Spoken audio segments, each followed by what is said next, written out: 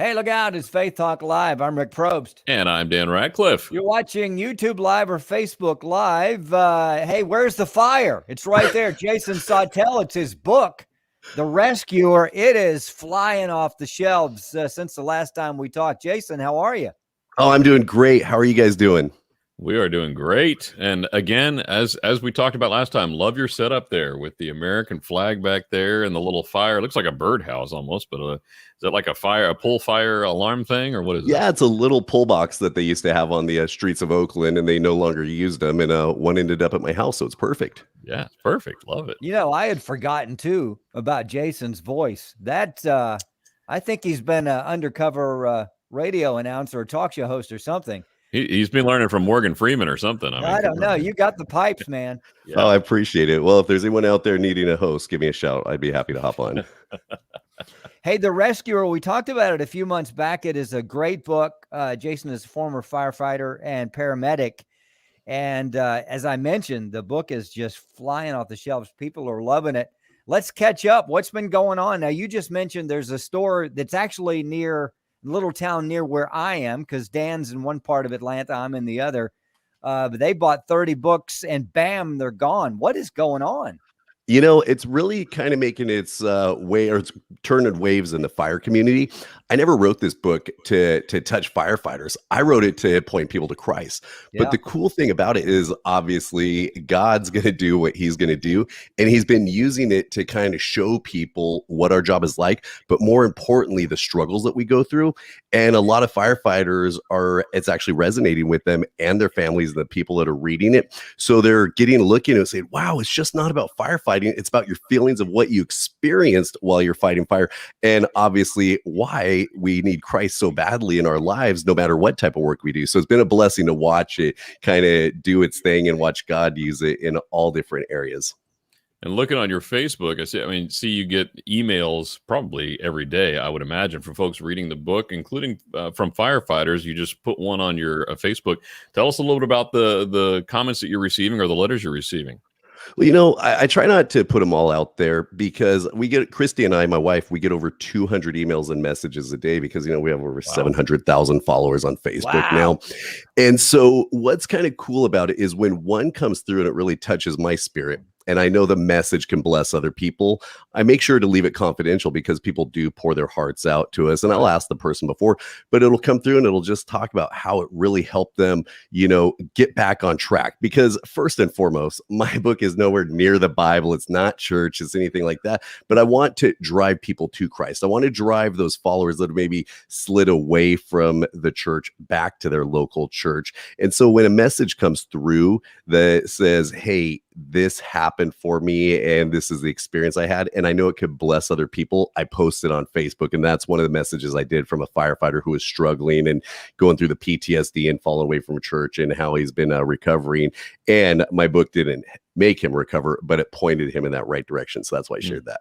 Jason, how cool is it that God is just using this? I mean, this is a full-blown ministry. This is not just, some book that's been put together and, hey, let's sell a bunch of copies. Although we do want copies sold, but this is bigger than that. Yeah, it is a ministry, and it's becoming a blessing because Christy and I we had 2 Hollywood production companies approach us, and one actually sent us a contract, which we respectfully turned down. But I've learned in Hollywood, there's no such thing as respect. So I think we made them mad by doing that. And don't get me wrong, when I say Hollywood, I'm not saying the movie industry as a whole, because there is faith-based movie industry and stuff. And so the ministry is exploding in that level that we do want to bring it to film, not to say, oh, look at us, but just to get more people to see why, again, I keep saying we so badly need Christ, but the ministry is also taken different directions, like going into a podcast and being able to talk with people we'd never be able to talk to on a daily basis. So that's been a lot of fun watching, God use it for his will and us trying to steward it the best we can. Now, Jason, do you see a lot of firefighters who start off, when they start their firefighting career, maybe they are Christians and maybe they are strong in their faith, but as they go through things, is it like polar opposites? Do they either turn away or it grows their faith more? And which one do you see more of? Right. Well, I have a unique perspective because I came to Christ in West Oakland, California, which I jokingly say is I came to Christ in the middle of Sodom and Gomorrah. Okay. and just because I'm from California, I'm not California. I want to make that very clear with everyone that I have very strong views and of the way that things should be done. But with that being said, the fire department is secular. You are in a city department, and to speak of Christ outright a lot of times isn't very welcomed in that community. Now, what you'll find is off to the side with like Firefighters for Christ, it is okay. So to answer your question, you know what? Yeah, guys will enter, but they fall away because sometimes the traumas that they have to deal with and the death, destruction, hurt kids, people's houses burning down, that noise is very loud. Yeah. And sometimes that worldly noise and evilness drowns out the voice of God. Not that it's louder, but we're in this fallen world. So guys will slide away. And my encouragement for the guys and gals in the fire service and the world in general is to shut the worldly noise down and try to keep your focus on God. Yeah. Jason Sautel, we love talking to him. He's an author and a podcaster and a minister to so many people on so many levels, the rescuer. How about non-firefighters? No doubt non-firefighters are reading this as well. What are they saying?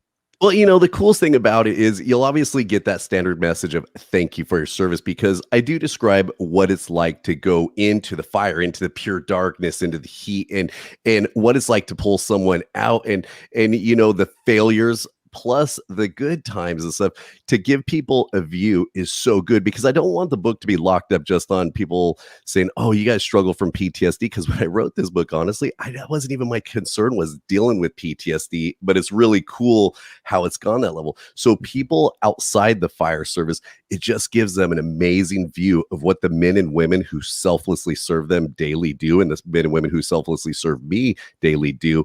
And that's a blessing too, because I love them to get that insight. And those are the folks where it first took off, because I thought firefighters weren't going to like it, but both firefighters and non-firefighters really love it. And that's been really cool to watch everyone come back at me and talk about that.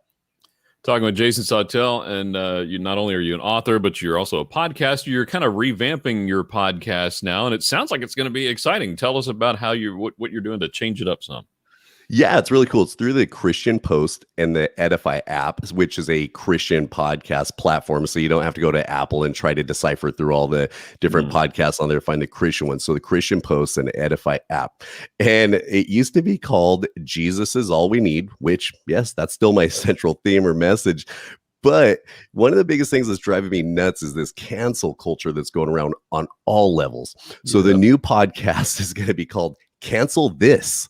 And we're going to talk about, I don't want to get locked in on just politics or just 100%, sermons or anything. I want to bring people in that have come out of hardships, people I'll bring politicians in, and we're going to talk in a faith-based way that can't be canceled. So I challenge the world in a fun way, because being a fireman, I've almost died a few times in my life.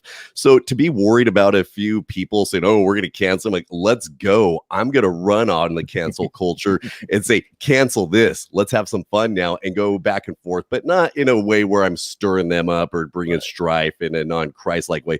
But I'm just kind of over it, to be honest. I just want to show the love of Christ and show that it can't be canceled. So we're going to have some fun with the podcast. I can't wait to hear it. Yeah, I like that title. It's got a little attitude with it. And that's what, hey, cancel this. Right.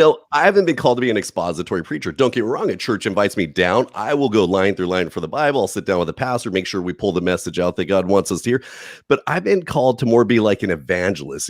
Everyone says, oh, I like Paul. I follow Paul. And like, well, I look at his ministry. I'm like, oh, Paul's awesome, man. The Apostle Paul, the way that he interjected himself into different cultures, learned about them, and then lovingly told them everything they're doing is flat wrong, just amazes me. And I love that part of the ministry when I'm reading through the Bible and God's speaking to me through his word. So that'll be fun to kind of pull that out and have a little fun time with it, but using my comical way to glorify God, if you will, also. Yeah. Now, Jason, are you always going to have guests, or are you going to do some just editorial type, just you doing what? Well, I'm going to have guests like you two are definitely going to be on, because I like the back. I like the back and forth. That's my favorite thing to do, because for me to sit down, I sometimes feel like when you're doing it alone, it's like you're reading the news and commentary, and that's kind of tough. So like when I go Facebook Live, it's just me staring into a screen, let's be honest. But when we're having a conversation like this and the back and forth, it's really cool to let the Holy Spirit take it different directions and then us have fun with it. So most of the time is I'm going to have guests. Yeah. Well, I can't wait to hear it. And do you know yet where it's going to be available? Is it going to be on Edify, like you said? Or? Yeah, it's going to be on all the platforms. It's going to be hosted on the Edify network, and it's going to be later this month that it comes out. I wish I could give an exact date, but if people, go to my Facebook page, the Jesus Is All We Need Facebook page, or jasonsautel.com, there'll be an update there, and I'll be able to give people the exact launch date. Awesome. Yeah, it's gonna explode. I mean, it's gonna be good stuff. So check it out, and we'll let you know when we find out when he's going to drop the first episode. Rescuerbook.com. Christy, how's she doing? We got to take a break in a second. How's she doing? How's the family doing? She's doing amazing. If you guys wouldn't mind praying for her mom, who's still going through her stage 4 cancer, and then her grandmother who just had a stroke. It's been keeping Christy rather busy right now, but you know what? She's 10 times stronger than me. And so she's doing a lot of work there. So she's doing great. Thanks for asking. So you married up. That's a good thing, Jason. I married beyond up. That's for sure. Jason Sautel, it is the Rescuer, and soon it'll be canceled. The podcast, good stuff. Follow him on Facebook as well. He's got some good stuff there. And Jason, we love talking to you. You're an amazing guest. You're an amazing man. We appreciate you and your sacrifices in all things, not only fighting, but also for the gospel. You're doing just such good work. We'd love to talk to you again. Let's take a break. We'll be right back. I'm Rick Probst. And I'm Dan Ratcliffe. This is Faith Talk Live.